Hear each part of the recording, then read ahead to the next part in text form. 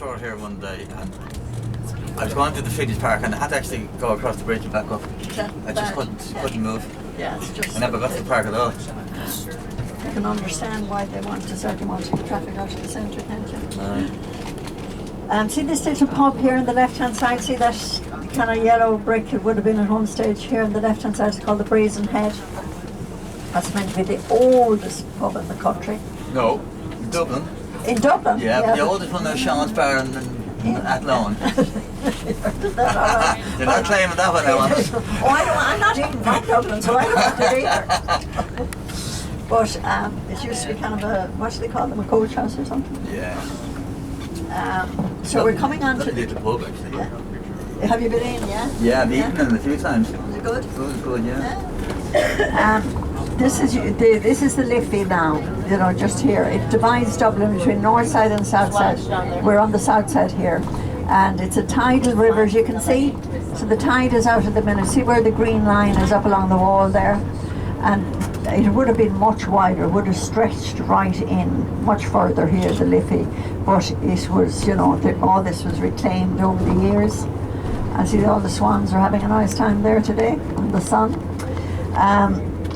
We have quite a lot of bridges over Dublin, and most of them over the Liffey, and most of them are quite old, but there are two very more modern ones, one of them being down here, and they were designed by a Spanish architect, Santiago Calatrava is his name, and this one down here is called the James Joyce Bridge. You've all heard of James Joyce? Yes. Yeah. And you've all read Ulysses, I know. Oh, yeah. Yes. Every one of us. Every one of you. That is meant to, the idea is it's meant to resemble an open book.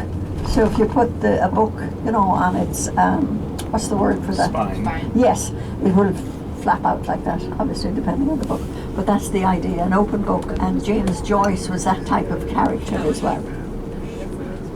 So it's said. So as you can see, it's completely different to all the more ornate bridges that we have.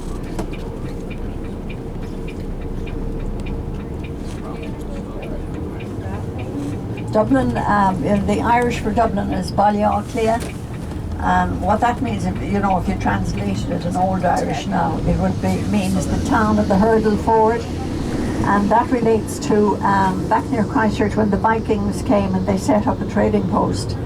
When the tide, because Dublin, you know, the Liffey being a tidal river, when the tide was out, that's the only time they could cross, people could cross, so they just threw down rushes and reeds or whatever they could find, and people could cross.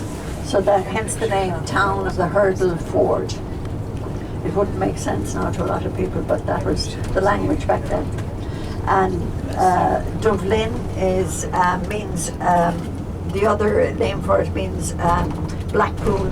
And that's where the River Liffey met the Poddle River, which is another river that flows into Dublin City, and Dublin Castle is built in that area. It's just near Christchurch, actually. So we're coming down to Houston station here on the left-hand side. It's our beautiful train station that serves, you know, the west of the country. And you would go up as far as Galway and a bit further, but the west course and that. So Houston Station, and that lovely white bridge over there with 1821 written on it, that was called Kingsbridge, and the station was called Kingsbridge Station.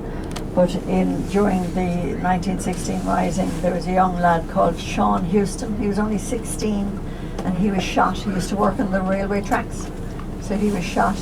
So then they decided, as time went on, to rename the station and the bridge after him, hence the name Houston Station.